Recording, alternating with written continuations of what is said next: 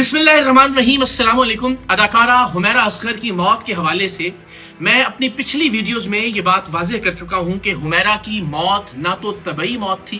اور نہ ہی حمیرہ کی موت منشیات کے استعمال یا اوور ڈوز کی وجہ سے ہوئی ہے۔ اب دو آپشنز باقی بچتے ہیں۔ ایک تو یہ کہ یا حمیرہ نے خود اپنی جان لے لی یا پھر حمیرہ اصغر کو قتل کیا گیا۔ سوشل میڈیا پر اس وقت دو سوالات بہت زیادہ ڈسکس کیے جا رہے ہیں اور ہر پاکستانی اس حوالے سے جاننا چاہتا ہے، کیونکہ سب سے بنیادی سوال جو اٹھایا جا رہا ہے وہ یہ کہ مالک مکان اس اپارٹمنٹ کا جہاں وہ رہتی تھیں اور جہاں سے ان کی لاش برآمد ہوئی، اس اپارٹمنٹ اس فلیٹ کے مالک کا کیا کردار رہا ہے اس سارے معاملے میں، اور لوگوں کے مطابق وہ کردار بہت مشکوک ہے۔ تو میں آپ کو 2018 سے لے کر ان کی لاش ملنے تک کے واقعات مکمل طور پر آج بتاؤں گا اور یہ بتانے کی کوشش کروں گا کہ ان کی زندگی میں اور ان کی موت میں اس فلیٹ کے مالک میر وائز خان کا کیا کردار تھا۔ دوسرا جو سب سے اہم خدشہ سوشل میڈیا صارفین کی جانب سے بھی جس کا اظہار کیا جا رہا ہے اور ظاہر گھروں میں بھی اس پر بات ہو رہی ہے، وہ یہ کہ اس کی فیملی کا اس کی موت میں کیا کردار ہے۔ کیا یہ کوئی جائیداد کے تنازع کا معاملہ ہو سکتا ہے؟ کیونکہ حمیرہ اصغر کی سابقہ بھابھی کی جانب سے، جو کہ 4 مہینے پہلے ان کے بھائی سے الگ ہوئیں، اب یہ واضح طور پر الزام لگایا جا رہا ہے کہ ان کے بھائی نے ممکنہ طور پر ان کی جان لی ہوگی، اس لیے کہ حمیرہ کا اپنے بھائیوں سے جائیداد کا تنازع چل رہا تھا۔ تو اس پر بھی آج میں مکمل تفصیلات آپ سے شیئر کروں گا آج کی اس ویڈیو میں۔ تو آغاز کرتے ہیں سب سے پہلے مالک مکان سے۔ 2018 میں حمیرہ اصغر نے یہ اپارٹمنٹ کرائے پر لیا تھا اور اس کے جو مالک ہیں، آپ کرایہ نامہ اپنی اسکرین پر دیکھ بھی رہے ہوں گے، ان کا نام ہے میر وائز خان۔ یہ 40,000 روپے مہینے پر رینٹ پر لیا تھا حمیرہ اصغر نے، اور انہوں نے بطور سیکیورٹی ڈپازٹ 1,60,000 روپے، جو کہ اس کرایہ نامے میں بھی مینشن ہے، اپنے مالک مکان کو ادا کیا اور 2 مہینے کا کرایہ ایڈوانس میں دیا، جو کہ 80,000 روپے کی رقم ہے۔ 1,60,000 روپے سیکیورٹی ڈپازٹ اور 2 مہینے کا کرایہ ایڈوانس میں 80,000 روپے اس کرایہ نامے کے مطابق انہوں نے میر وائز خان کو ادا کیا، اور یہ طے ہوا کہ ہر 11 مہینے میں یہ کرایہ 10% بڑھ جایا کرے گا، جیسا کہ عام طور پر کسی بھی کرائے کی جو ڈاکیومنٹ ہے، دستاویز ہے، اس میں ایسا ہوتا ہے۔ تو جب 11 مہینے مکمل کر لیے حمیرہ اصغر نے اس اپارٹمنٹ میں رہتے ہوئے، جو کہ 3رے فلور پر واقع تھا، تو اس کو رینیو کرنے کے لیے دوبارہ انہوں نے رابطہ کیا میر وائز خان صاحب سے، لیکن انہوں نے انکار کر دیا۔ انہوں نے کہا کہ جی میں آپ کے ساتھ بطور کرایہ دار، بطور مالک مکان کنٹینیو نہیں کرنا چاہتا۔ سب سے اہم نقطہ یہ ہے کہ وہ کیا وجہ تھی کہ جس کی بنا پر میر وائز خان نے یہ مکان یا یہ فلیٹ یا یہ اپارٹمنٹ انہیں مزید کرائے پر دینے سے انکار کیا۔ یہ وجہ اب تک سامنے نہیں آئی ہے۔ تنازع اتنا بڑھا کہ حمیرہ اصغر خان عدالت میں چلی گئیں 2019 میں، اور انہوں نے اسٹے آرڈر لے لیا کہ وہ اسی اپارٹمنٹ میں، اسی فلیٹ میں رہیں گی، اور عدالت نے بہت آسانی سے اسٹے آرڈر دے دیا۔ اور اس طرح کے معاملات میں جو لوگ قانونی منہ شگافیاں جانتے ہیں وہ جانتے ہیں کہ آسانی سے اسٹے آرڈر کرایہ داروں کو مل جایا کرتا ہے۔ اب انہوں نے کرایہ عدالت میں جمع کروانا شروع کیا۔ کبھی کبھار ایسا ہوتا تھا کہ 3 مہینے کا کرایہ وہ ایڈوانس میں دے دیا کرتی تھیں اور پھر اس کے بعد میر وائز خان کا نمبر بلاک کر دیا کرتی تھی۔ مصدقہ اطلاعات ہیں،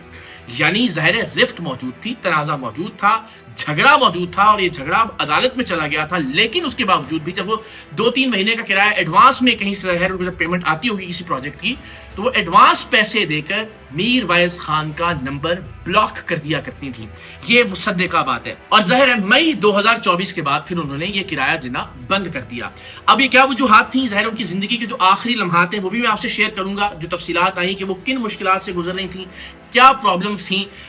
کس طرح سے وہ گھبرائی ہوئی تھیں، اس کا اظہار انہوں نے کس سے کیا۔ یہ ساری باتیں آپ کو اندازہ ہوگا کہ مئی سے غالباً ان کے یہ پرابلم شروع ہو گئے تھے، اور مئی سے انہوں نے عدالت میں وہ کرایہ جمع کروانا بند کر دیا تھا، جس کے بعد پھر میر وائز خان عدالت میں گئے اور انہوں نے عدالت سے درخواست کی کہ اب ظاہر کرایہ نہیں آ رہا، تو آپ سے ریکویسٹ ہے کہ پلیز اس گھر کو خالی کرنے کا حکم دیا جائے۔ مئی، جون، جولائی، اگست، ستمبر، تو ان 4 مہینوں میں انہوں نے کرایہ ادا نہیں کیا، اور الٹیمیٹلی جو ہماری تحقیقات ہیں جنہیں ہم نے سب سے پہلے بریک کیا کہ اکتوبر کے پہلے ہفتے میں وفات ہو چکی تھی حمیرہ اصغر خان کی، تو اس کے بعد ظاہر یہ ممکن ہی نہیں تھا کہ وہ کرایہ ادا کرتی۔ کیس 1 سائیڈڈ چلتا رہا عدالت میں، میر وائز خان کی جانب سے جو کہ کیس دائر کیا گیا تھا اپنا فلیٹ خالی کروانے کا، وہ کیس چلتا رہا۔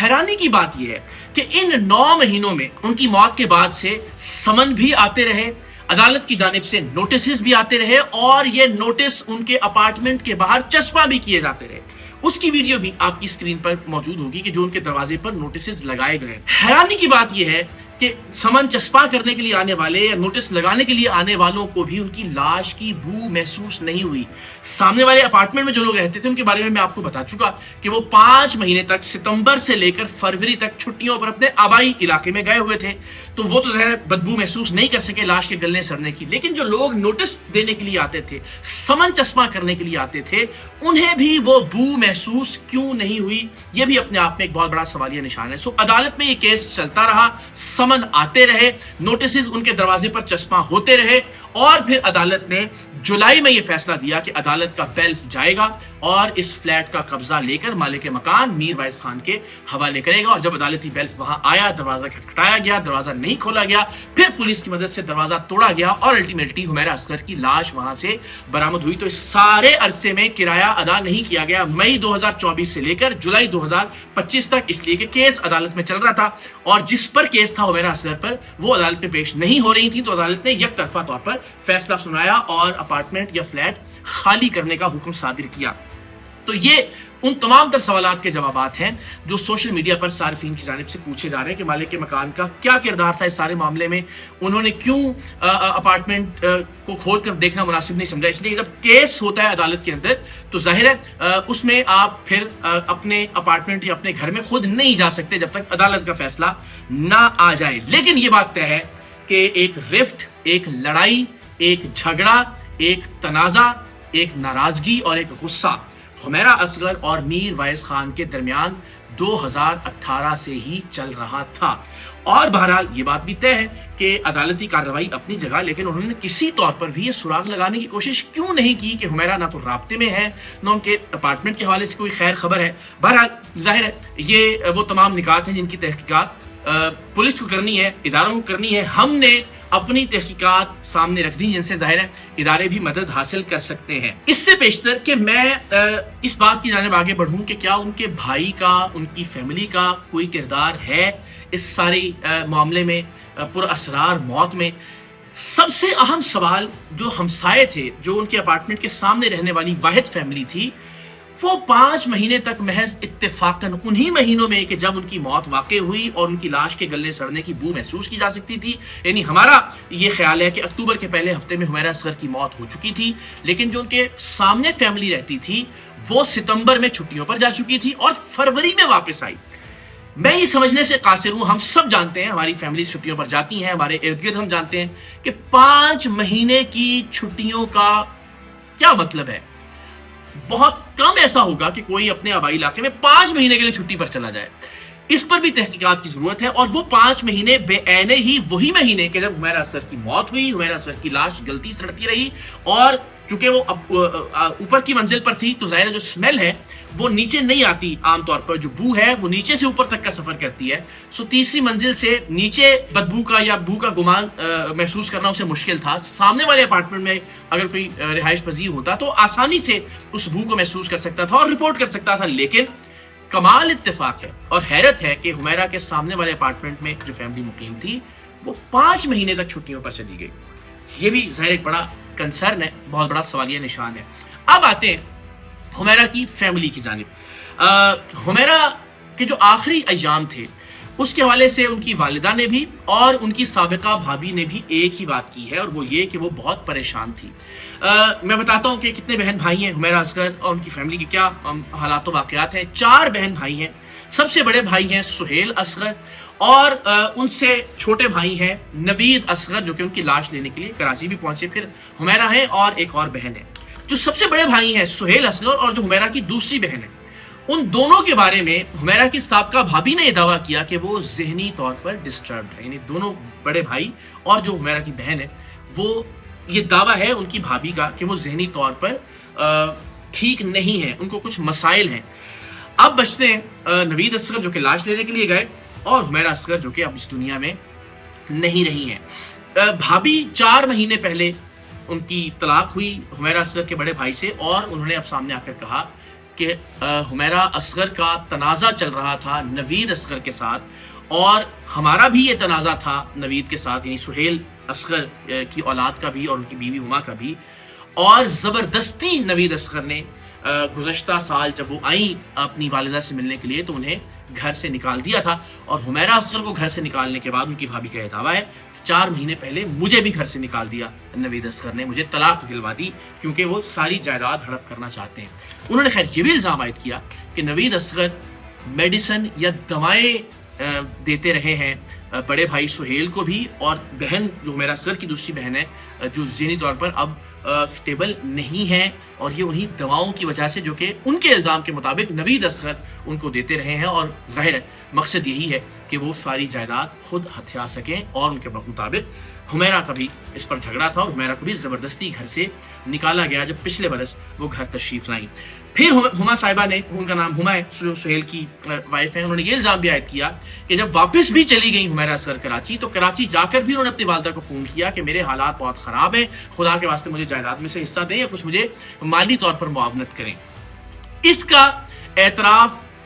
حمیرہ کی والدہ نے بھی کیا۔ حمیرہ کی والدہ نے یہ الزامات تو رد کیے کہ کوئی ایسا تنازع تھا کہ جائیداد کا کچھ معاملہ چل رہا تھا، لیکن انہوں نے یہ تسلیم کیا کہ حمیرہ جب واپس گئی ہے پچھلے برس لاہور سے آنے کے بعد تو اس نے وہاں جا کر مجھے فون کیا، وہ بہت پریشان تھی اور وہ کہہ رہی تھی کہ میری سمز بھی بند ہونے والی ہیں اور وہ چاہتی تھی کہ اس کی کوئی مدد کی جائے۔ تو ایسی صورتحال میں حمیرہ کی مدد کیوں نہیں کی گئی؟ حمیرہ کی ایک کزن جن کا یہ کہنا ہے کہ حمیرہ ان کی امی کے چاچو کی بیٹی ہیں، انہوں نے بھی کہا کہ حمیرہ نے مجھے 13 اگست 2024 کو فون آیا تھا حمیرہ اصغر کا ان کی اس کزن کو، اور انہوں نے کہا تھا کہ تم اپنے نام پر مجھے ایک سم نکلوا کے دو۔ پھر انہوں نے کہا کہ مجھے ایک آڈیو نوٹ کیا حمیرہ نے اور کہا کہ مجھے ایک میسج بھیجو جس میں تم یہ کہو کہ تمہارا ID کارڈ میرے پاس ہے۔ تو ظاہر کچھ نہ کچھ ایسا چل رہا تھا اس کی زندگی میں جو کہ نارمل نہیں تھا، اور حیرانی کی بات یہ ہے کہ بیٹی رو رو کر فون کرتی رہی، بتاتی رہی کہ میں مشکل میں ہوں، اور اس کے بعد وہ اچانک سے غائب ہو گئی، اور اگلے 9 مہینے تک ماں نے، بھائی نے، کسی نے بھی اس کی کوئی خیر خبر لینے کی کوشش نہیں کی۔ حیران کن بات ہے، اور ظاہر یہ آسانی سے ہضم ہونے والے معاملات نہیں ہیں۔ 2 بنیادی باتیں ہیں۔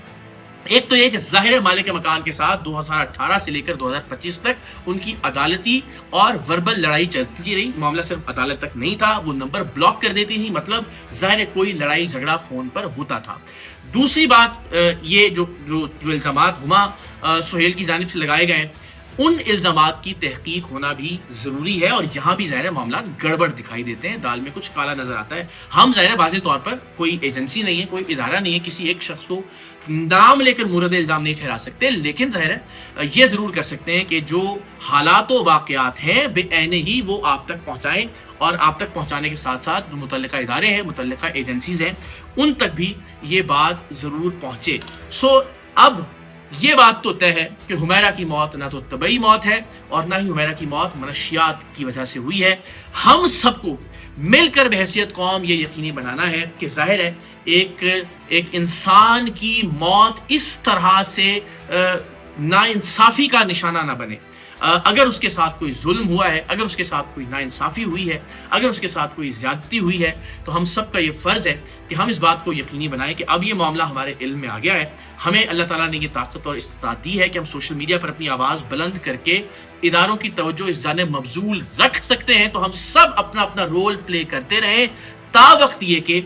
حمیرہ کی موت کی تحقیقات کسی حتمی اور منطقی نتیجے تک نہیں پہنچ جاتی۔ ظاہر CCTV کیمراز جو ہیں ارد گرد کے،